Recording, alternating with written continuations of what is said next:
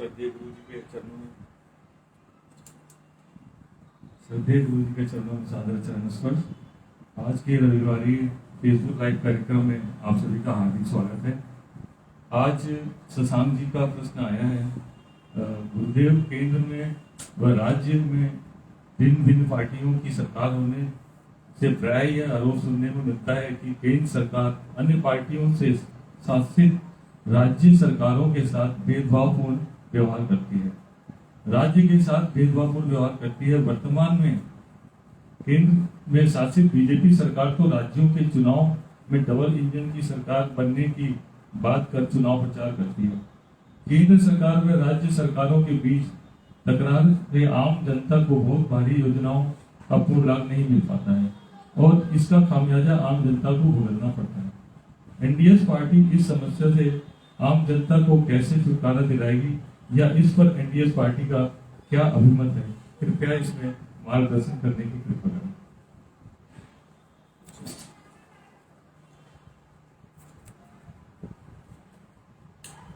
केंद्रीय सरकार और राज्य सरकार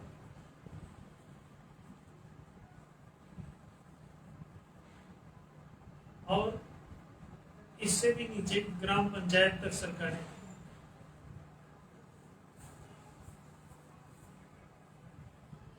तो शासन प्रशासन ऐसे कई खंडों में बटा हुआ है।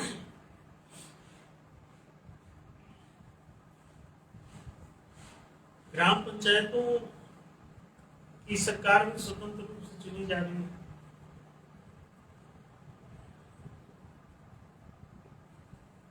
राज्य सरकारें भी स्वतंत्र रूप से चुनी जा रही हैं। बीच में नगर पंचायतें भी चुनी जाती हैं। न्यायपालिका तो इनकी अपनी जो म्यूनिसिपैलिटी वाली जो है, तो महानगर पालिकाएं या नगर पालिकाएं, नगर निगम है, इनकी भी चुनी जाती है सरकारें। और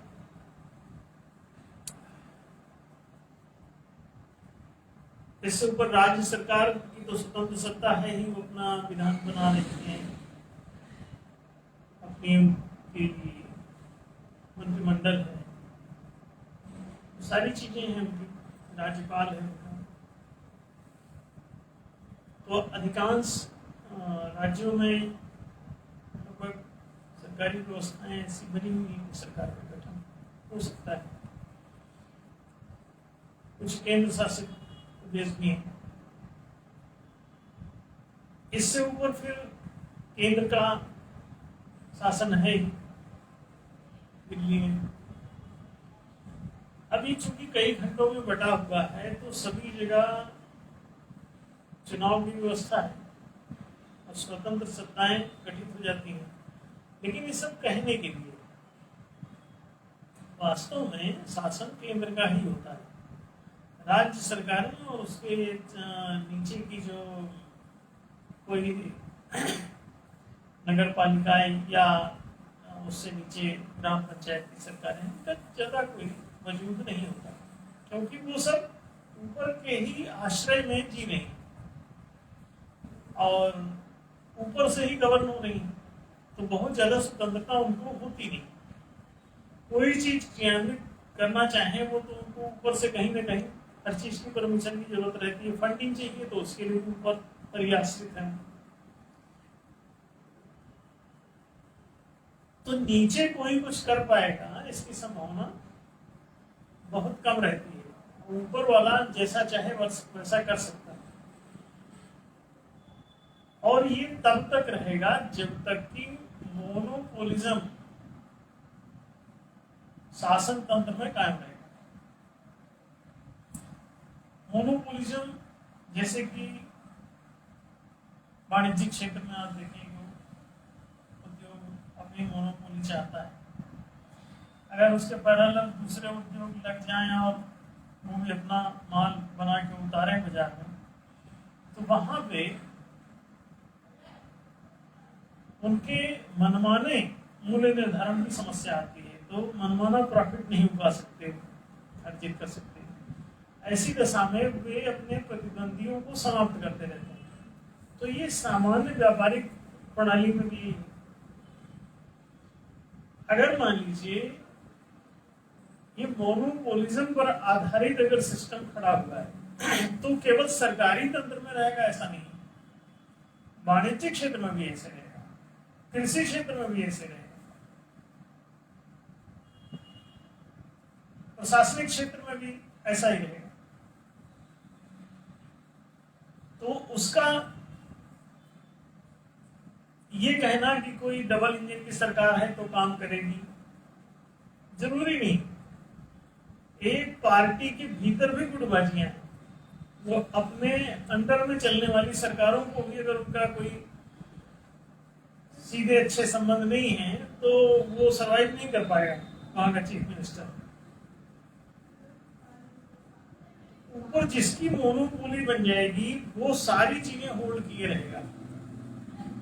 ये मोनोपोलिज्म पर आधारित जो व्यवस्था है इसमें कोई डबल ट्रिपल इंजन का ज्यादा मूल्य नहीं है।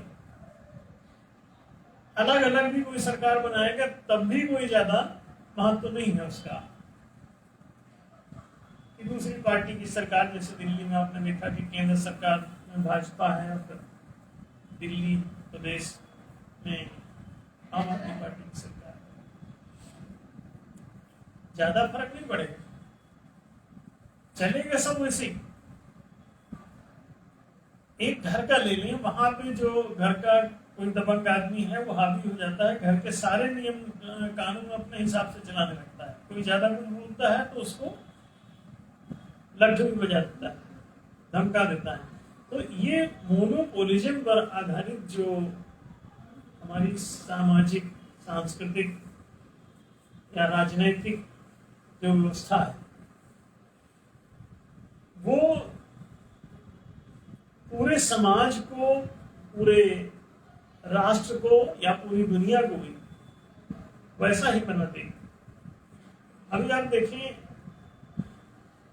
रूस ने यूक्रेन पर आक्रमण कर दिया। यूक्रेन कभी एक प्रदेश ही होता था उसका, रूस का, उसी का हिस्सा था, बाद में कभी अलग हो गया।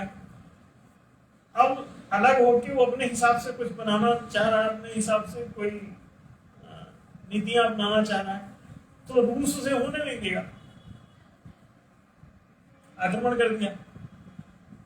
अब पिछले 1 साल से चल रही लड़ाई, आप इससे अनुमान लगा सकते हैं कि जो भी ताकतवर है वो इस मोनोपोलिज्म में अपना वर्चस्व तो बनाए रखेगा।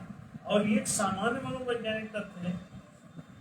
तो इसमें सिंगल इंजन डबल इंजन की बात नहीं है, दरअसल बात यूं करके है कि मोनोपोलिज्म पर आधारित पूरा आपका सामाजिक, राजनीतिक, आर्थिक, सांस्कृतिक सब सिस्टम में बना हुआ।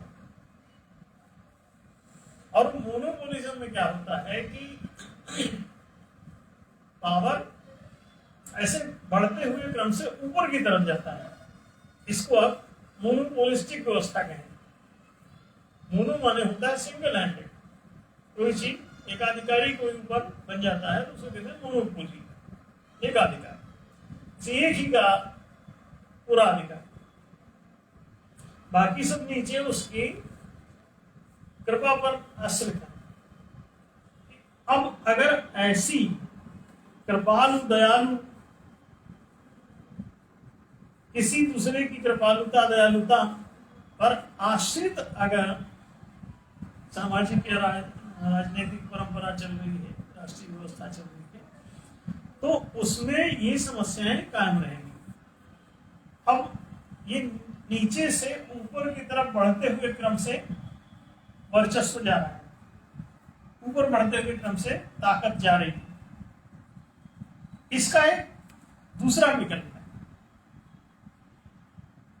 ऊपर से नीचे की तरफ बढ़ते हुए क्रम से शक्तियों का विकेंद्रीकरण कहलाता है। अगर पिरामिडिकल शेप में अगर चीजें बन गई तो उसकी चोटी पर सबसे ज्यादा ताकत होगी और चोटी पर बैठा हुआ सारी चीजों को अपने अधीन करेगा और किसी से कोई राय बात नहीं लेगा। मन मर्जी की चीजें ऊपर से थोप देगा और सबको मानना भी पड़ेगा। जो नहीं मानेगा वो ऊपर से ही पत्थर लुढ़का देगा, नीचे तक कुचल जाएगा। क्यों? ऊपर जो बैठा है वो फुल पावर में है, उसकी नहीं मानने पर सब कुचल दिए जाएंगे। ये मोनोपोलिज्म पिरामिडिकल होता है। अब इसका विपरीत देखें, पिरामिड को उल्टा कर दो तो उसका पेड़ हो जाएगा। पेड़ का ऊपर चौड़ाई ज्यादा है, नीचे कम है उसको जगह। पिरामिड में ऊपर बहुत कम जगह है, मतलब इसको पिरामिड को उल्टा करके रख दो और जैसे ही पिरामिड को उल्टा करोगे तो आपको दुनिया दूसरी बदली हुई दिखाई देगी।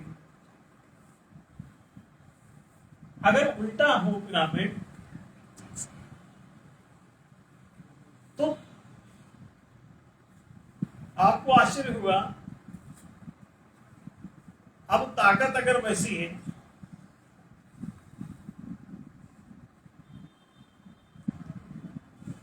ये देखें, पिरामिड जैसे जैसे ऊपर जाता है चोटी की तरफ पतला होता जाता है। यहां पर एक आदमी खड़ा हो सकता है, उसी के पास सारा पावर रहेगा। अब अगर पावर ऊपर है तो इसको ऐसे कर दूं, यहां पे सारी जनता है, बहुत चौड़ी जगह है, तो पावर अगर इस तरह से फैला दिया जाए तो ये ऐसा पेड़ रहता है। बरगद का पेड़ ऐसे खड़ा है। ताकत का ऐसे सूक्ष्मीकरण करते चले जाओगे तो केंद्रीकृत हो जाएगा। तो इस केंद्रीकृत शक्तियों को ऐसे चौड़ा कर दो, फैला दो, शक्ति का विकेंद्रीकरण कहलाता है। शक्तियां ऐसे फैल जाए, शक्तियां ऐसे सिकुड़ गई, ऊपर एक ही आदमी के हाथ में सेंट्रलाइज हो जाएगा। शक्तियां विकेंद्रित हो जाएं तो सारी चीजें आम जनता के हाथों में शक्तियां चली जाएंगी। हर शक्ति आम जन की सहमति से यदि होने लगे, कोई भी आप नियम नीति निर्णय कर रहे हैं और वो अगर जन सहमति से होने लगे, मतलब जनमत का महत्व हो जाए, तो विकेंद्रीकरण हो जाएगा। यही शक्तियां एक अदृश्य चीज है, एक अपनी मर्जी से सारा जगत को चलाएगी और एक ये है कि सार्वजनिक सहमति से इसको चलाया जाए। तो सहमति सार्वजनिक कैसे तय होगी? उसके लिए मतदान की प्रक्रिया अपनाई जाती है, मतदान कराया जाता है और जिस भी विषय पर सबसे ज्यादा मत आ जाते हैं तो वो बहुमत का सिद्धांत उसमें अडॉप्ट कर लिया जाता है। बहुमत का मतलब ये है कि सर्वात्मकता के सर्वाधिक निकट चला गया मामला। तो बहुमत जो है 50% से अधिक अगर वोट आते हैं तो बहुमत सिद्ध होने लगता है। अब एक आदमी अकेला फैसला ले ले और वो फाइनल हो जाए तो केंद्रीकृत हो गई सारी ताकत, एक ही आदमी में उसके हाथ में सेंट्रलाइज हो गई, अकेले आदमी के पास। और अगर आपने कहा कि ये जो भी फैसला हुआ है उसमें सार्वजनिक सहमति ली जाएगी, इसकी जांच की जाएगी कि लोगों को ये प्रिय लगा कि नहीं। अच्छा, जिस बात में हित होता है सार्वजनिक तल पर वो प्रिय लगेगी। तो इससे ये सिद्ध होता है कि जो बात जितनी अधिक जनहितकारी होगी उतनी लोकप्रिय भी सिद्ध होगी। तो वोटिंग करा लो, लोकप्रियता की जांच करा लो। तो लोकप्रियता परीक्षण होते ही बहुमत का पता चल जाएगा कि किसी भी पक्ष में बहुमत है या नहीं। महालोकतंत्र इसी प्रक्रिया को कहते हैं जिसमें 12 मताधिकार होते हैं। सरकारी सत्ता 3 भागों में बटी होती है, विधायिका, मंत्रिका, न्यायिका। सरकार कहीं की भी हो, ये जो केंद्रीकृत है शक्तियां, समस्या उससे से है। सिंगल इंजन और डबल इंजन की समस्या नहीं है कि वो दिल्ली में काम नहीं करने देंगे, वहां जो है राज्यपाल के माध्यम से पूरा कंट्रोल किए रहेंगे। ये सब आरोप लगाते रहने से कोई फायदा नहीं। आप उस पूरी कल्चर में जी रहे हैं, मोनोपोलिस्टिक कल्चर है वो, मोनोपोलिज्म लागू है आपके समाज में, आपकी संस्कृति में, आपकी वाणिज्य में, आपके कृषि क्षेत्र में, प्रशासन में, नेतृत्व में, सर्वत्र। कृषि, वाणिज्य, प्रशासन, नेतृत्व, चारों जगहों पर मोनोपोलिज्म है। जमीनों पर जमींदारी प्रथा मोनोपोलिज्म की तरफ जा रही है। किसानों के पास जमीन नहीं, जिसको किसानी नहीं करनी वो जमीन का मालिक है। इसे कहते हैं मोनोपोलिस्टिक सिस्टम। वाणिज्यिक क्षेत्र में जिसके पास पूंजी है वो काम नहीं करता, और जिसके पास काम करने की क्षमता है उसके पास पूंजी नहीं। ये मोनोपोलिस्टिक है। सारी पूंजी सेंट्रलाइज कर दी गई, जमीनें सेंट्रलाइज कर दी गई, शासन की ताकत सेंट्रलाइज कर दी गई, प्रशासन की ताकत सेंट्रलाइज कर दी गई। अब जब शासन प्रशासन की सारी ताकत सेंट्रलाइज है तो शक्तियां जहां भी इकट्ठी हो जाएंगी तो लोगों को पागल करेंगी। पहली बात, एक तो योग्यता का पैरामीटर नहीं है, किन्हीं भी पदों पर योग्यता का पैरामीटर नहीं। तो अगर अपात्र व्यक्ति है तो प्रभुता पाए काहू मद नहीं। कहा गया है कि यदि अपात्र व्यक्ति को ज्यादा शक्तियां मिल जाएं तो वो उबल पड़ता है, बौरा जाना कहते हैं उसको, उन्मत्त हो जाता है। ऐसी दशा में कि वो उन्मत्त हो जाए, प्रमत्त हो जाए, पागल हो जाए, शक्तियां पाके तमाशा करने लगे, तो ऐसी दशा में एक ही विकल्प, इस उन्माद का एक ही विकल्प है कि वो पागल होके क्या करने वाला है। इस किए जाने वाले कार्य में आम जनता की सहमति अनिवार्य कर दी जाए तो इसके पागल होने से भी कोई फर्क नहीं पड़ने वाला है। क्योंकि अगर उसने कोई गलत नीति बना दी, गलत आदेश दे दिया, गलत निर्देश दे दिया, गलत फैसले दे दिया, गलत कोई कानून बना के लेके आ गया है विधेयक, तो उसका पारित होना संभव नहीं होगा क्योंकि आम जनता की सहमति रिक्वायर्ड होगी। आम जनता की सहमति लेने जाओगे तो मतदान कराना पड़ेगा, मतदान कराने में बहुमत देखना पड़ेगा। अब बहुमत से पारित या खारिज हो जाए, अगर उसने पागलपन की कोई बात करी है, कोई नियम बनाया है, तो वो आम जनता उसे खारिज कर देगी, चिंता करो ही नहीं। तो उसके पागलपन का कोई प्रभाव किसी समाज पर नहीं होगा, राष्ट्र पर नहीं होगा, आम जनता के हितों को हानि नहीं होगी। तो इस तरह से सरकारों में इन शिकायतों का कोई मूल्य नहीं है कि कोई काम करने दे रहा है, नहीं करने दे रहा है। जब कांग्रेस थी तब कोई जनमत तो था नहीं, अब भाजपा है तो वो अपने हिसाब से जी रही। जब सिस्टम ही आपने मोनोपोलिस्टिक बना, पिरामिडिकल बना रखा है, एकाधिकारी शासन प्रणाली है, मोनोपोलिस्टिक शासन प्रणाली है, तो मोनोपोलिस्टिक को डेमोक्रेटिक बनाना पड़ेगा। अभी तो कहते हैं डेमोक्रेटिक सरकार है ना, कहाँ डेमोक्रेसी है ही नहीं, ना नियम नीति निर्णय सब वही पारित खारिज कर रहे हैं, राजा लोग वही।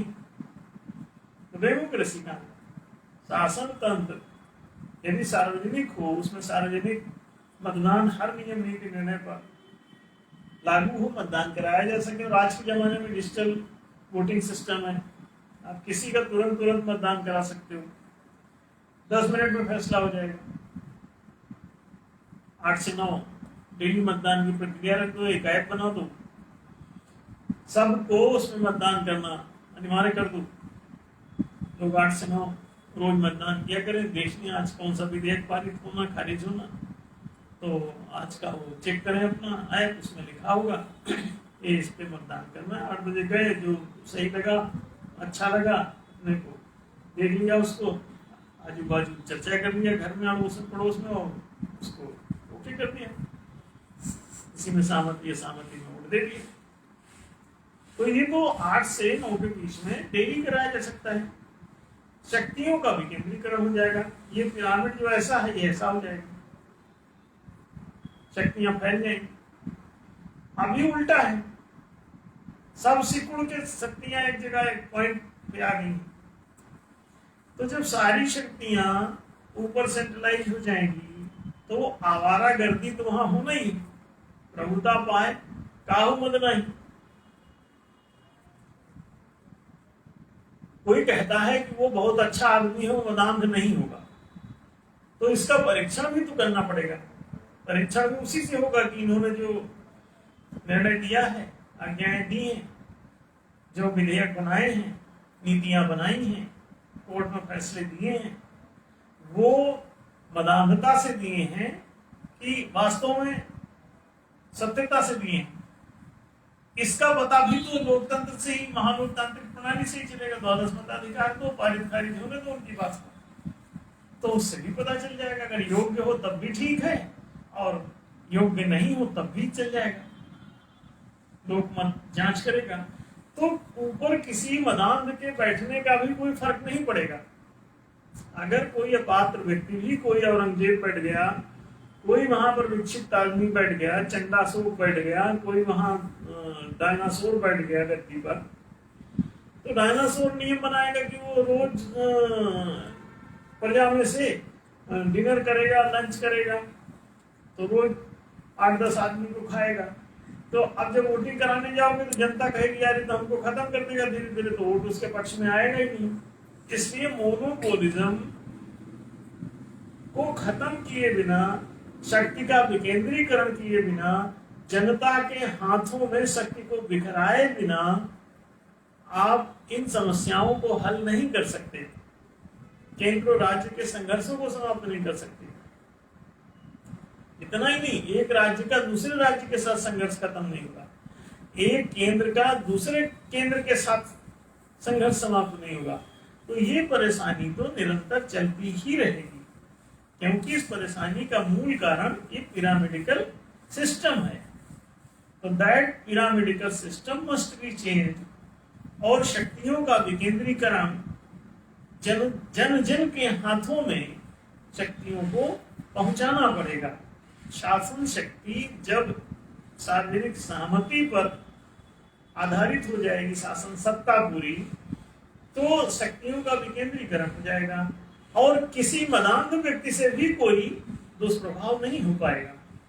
इसलिए ये चिंता छोड़ करके महालोकतांत्रिक प्रणाली अपनाना पड़ेगा, जनता को द्वादश मताधिकार देना पड़ेगा, वही एकमात्र इसका हल है। और पूछा है जो इन्होंने कि न्यायदम सभा की इसमें क्या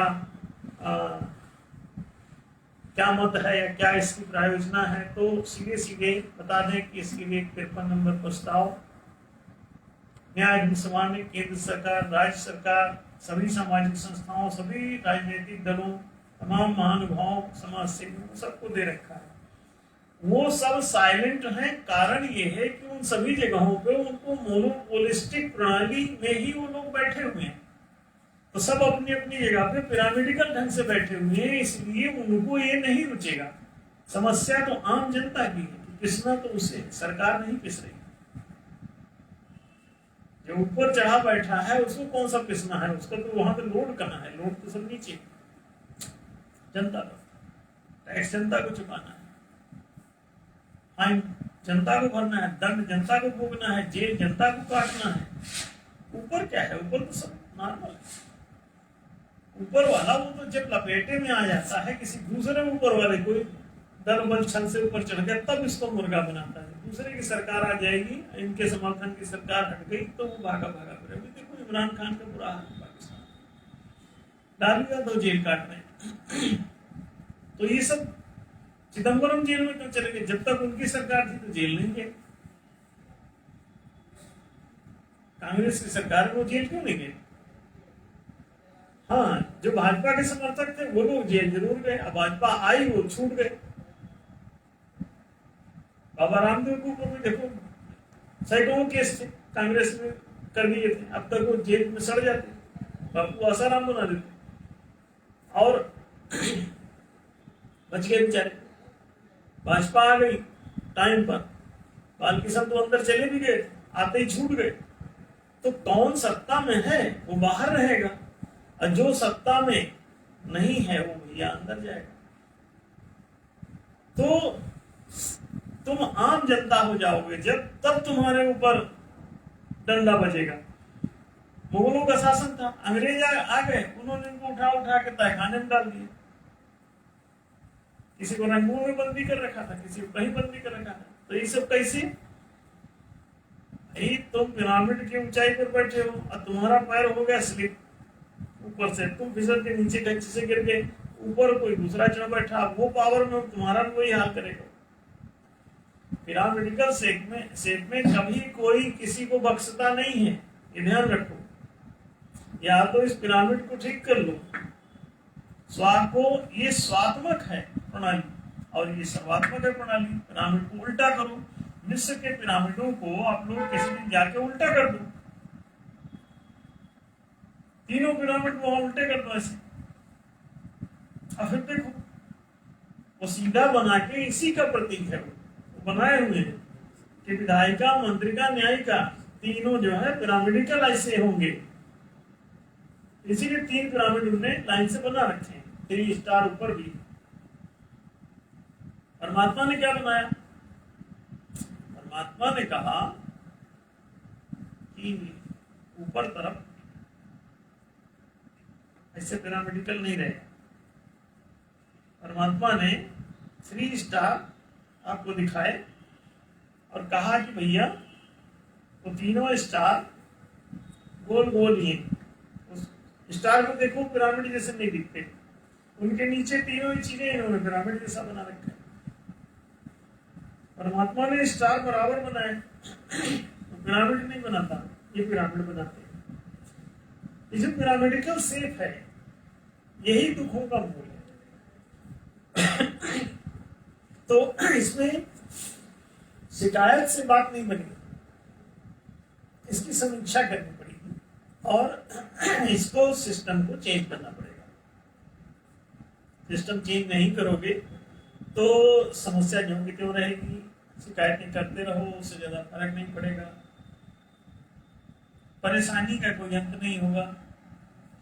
एक ही तरीका है, पिरामिड उलट दो, और ये हर सरकार के पिरामिड बने हुए हैं। अभी आपने देखा कि त्रिकोणीय संसद बनाया देश में, है ना?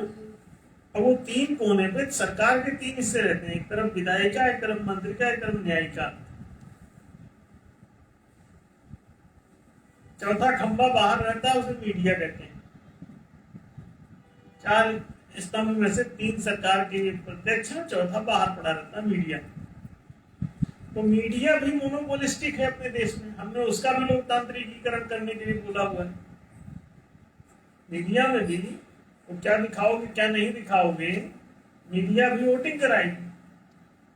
अभी उनकी जो मर्जी वो दिखाते हैं, तब ऐसा नहीं होगा।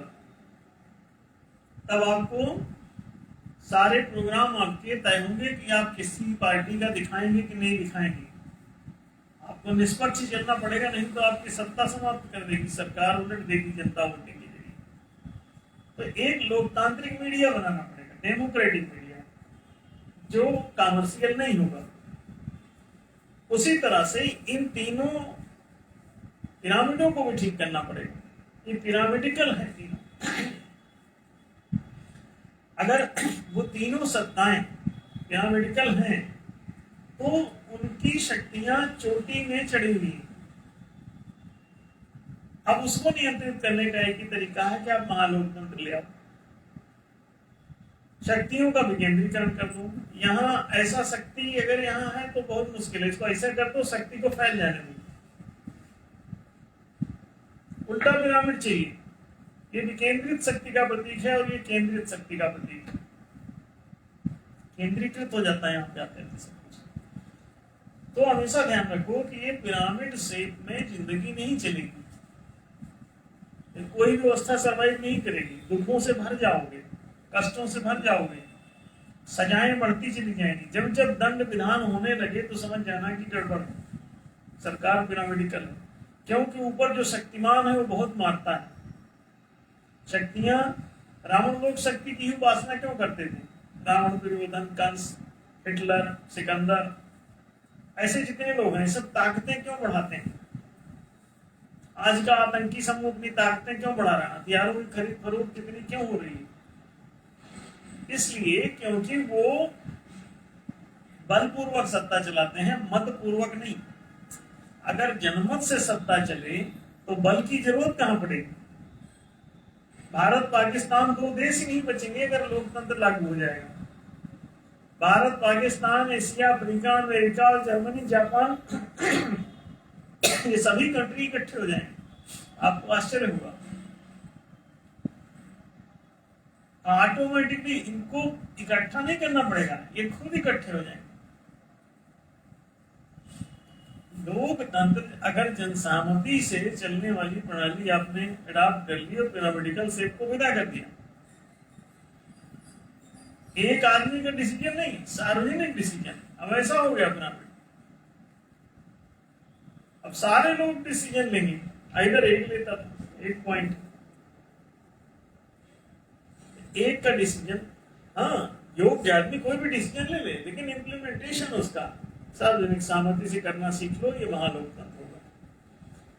तो इतनी सी ही बात है, शासन की प्रणाली बदलनी पड़ेगी, ना कि केंद्र और राज्य सरकारों के संबंधों में कोई मिलाने की जरूरत है। और ना ही ऐसा कोई सोचे कि केंद्र में जो सरकार है वही सरकार जब राज्य में बनेगी, वहीं पर ग्राम पंचायत में बनेगी, नगर पालिका में, तो तब बड़ा अच्छा हो जाएगा। ऐसा ख्वाब मत देखो, कभी नहीं होगा।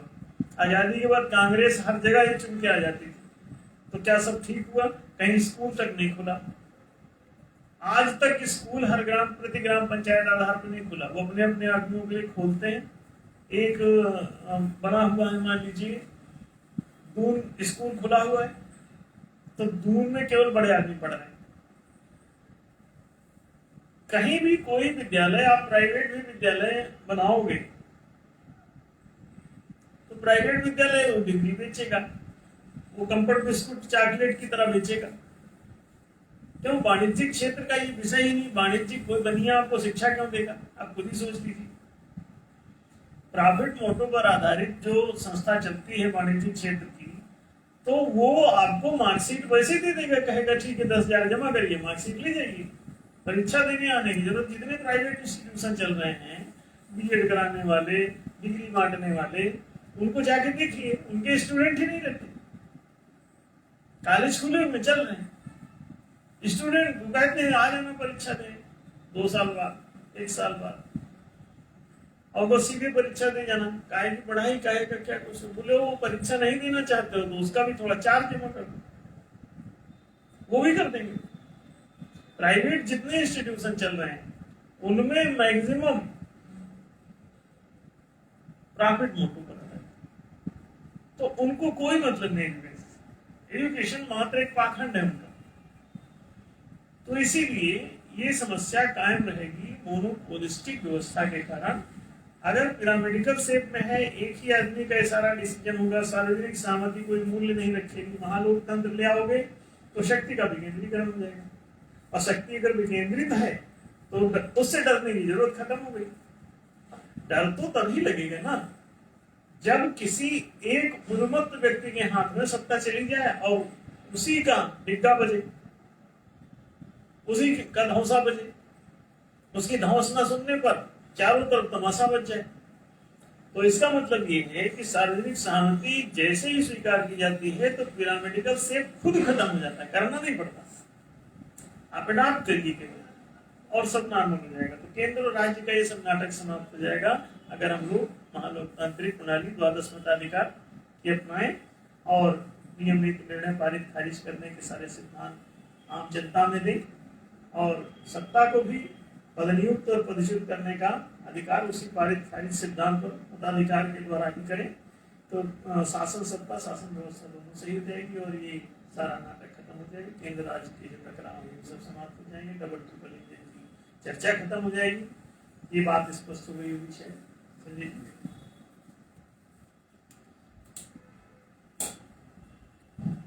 धन्यवाद गुरु जी। तो हमें इस बात से समझ में आया कि डबल इंजन की सरकार से ये बोलने की एक बात रह गई है। मूल बात ये थी कि जनता को अपने मताधिकार के द्वारा अपने नियम नीति निर्णय पारित और खारिज कराने का जब तक हमें वो अधिकार नहीं मिल जाता है तो ये सारी प्रॉब्लम तब तक बनी रहेगी। और इस संदर्भ में हमारा न्याय धर्म सभा इसमें पूरी तरीके से लगा हुआ है, राजनीतिक पार्टी की तरीके से भी लगा हुआ है। और सभी से निवेदन इस प्रकार से है कि इसको वीडियो को ज़्यादा से ज़्यादा शेयर करें, लाइक करें और सब्सक्रिप्शन में डालें। आप सभी का धन्यवाद। शुभ रात्रि।